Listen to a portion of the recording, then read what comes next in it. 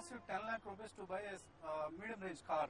But for that money, you are getting BSE membership. Because see, I think the thing is with the concept of a membership made a lot of sense in the old world, where the exchange was more of a club, was more of like a country club where you would have a high membership cost to become a member of the club.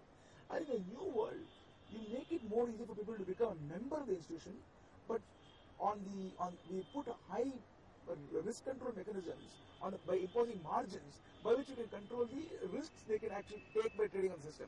Okay. So I think it's a fundamental shift in the attitude towards memberships and who can become a member of the exchange.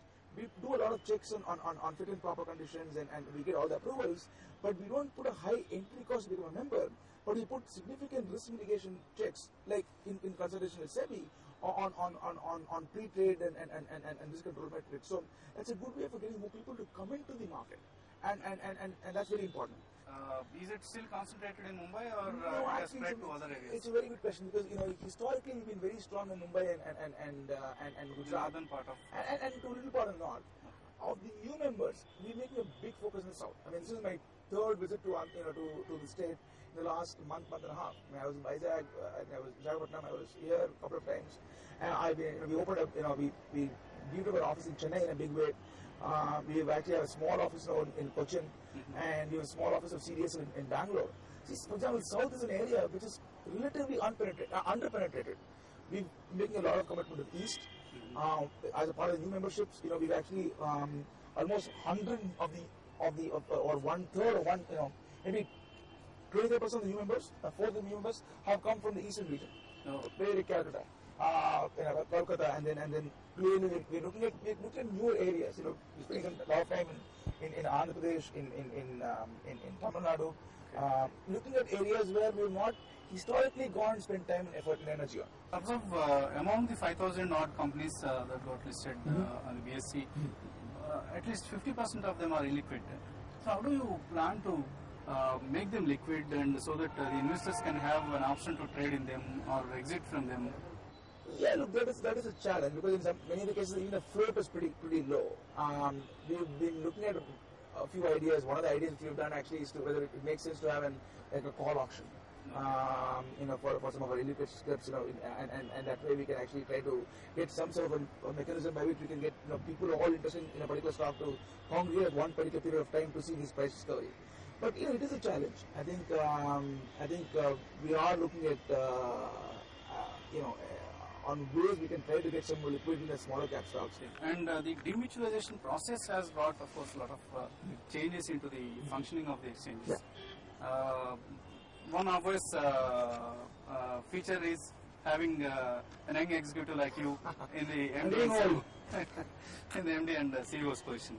So, what other changes have the revolutionary changes that have crept into the system post demutualization process? Demutualization is good for the exchange.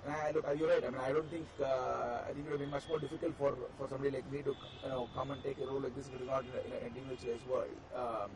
Clearly, we've more than 50% of the shareholding is in the hands of investors. We have a lot of good, high quality institutional investors, including George Soros, who owns around 4% of us, as well as Argonaut Ventures, which is a big US private equity firm.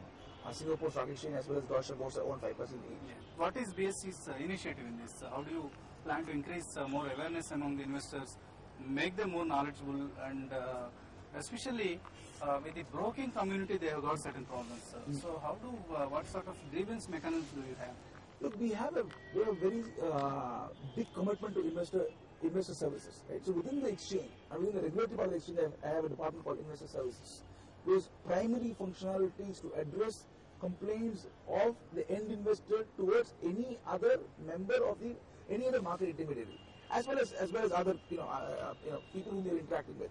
Now, in addition to the investor services thing, which is actually more a complaint redressal mechanism, I'm also spending a lot of time and effort in going out and in educating investors. And I should actually add one more thing. We have the complaint redressal mechanism. We actually have a very strong arbitration mechanism where we try to resolve problems, situations through an arbitration mechanism and not actually have the investor go through a But long investors court often complain that the documents that they sign at the time of opening a broking account or a demat account is not in favor of them. It's all in favor of the broker, the DP.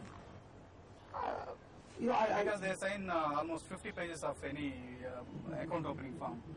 No, I think it's difficult for me to sort of comment without a very specific case in perspective. But I think I can tell you for sure.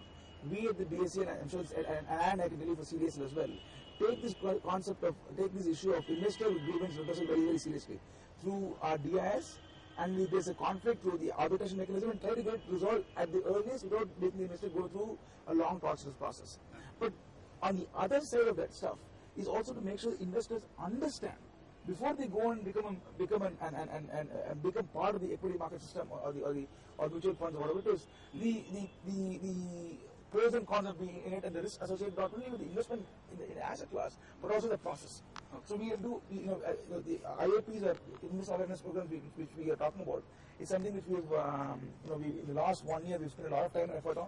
We've launched more than 300 odd programs in the last I think 7 months or 8 months.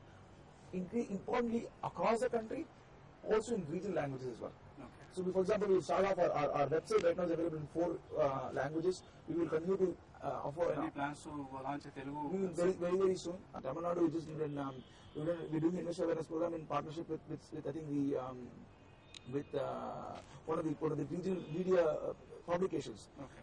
Because it is focused on this particular category. We hope to do something in Andhra Pradesh as well. So, okay. So we with TV5.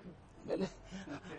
Very soon, hopefully we will announce it formally. Yeah, I think we start off with a program with you in Jagapatam, and I'm hoping to formally announce that in the coming weeks. But let's look at different mechanisms to make sure we educate the investors on all these details, so that the experience of becoming a member of the financial market system is a pleasant one. See, look, nobody can guarantee what your investors are going to go on, but as long as you understand the risks before getting into any asset, then it's okay. And also and you make a decision in full cognizance of the risk. And ideally you take this only sort of commensurate to your risk appetite. But I think that's where the other intermediaries come into place. But our job is to make sure we spend a lot of time and effort in educating the investors about the advantages of being in the market and also and how to go about doing it in an appropriate manner. And most of the investors who are watching this program would like to know when the markets are going to bounce back. The markets. If I knew, I would be going trading and not working in the Bombay Stock Exchange.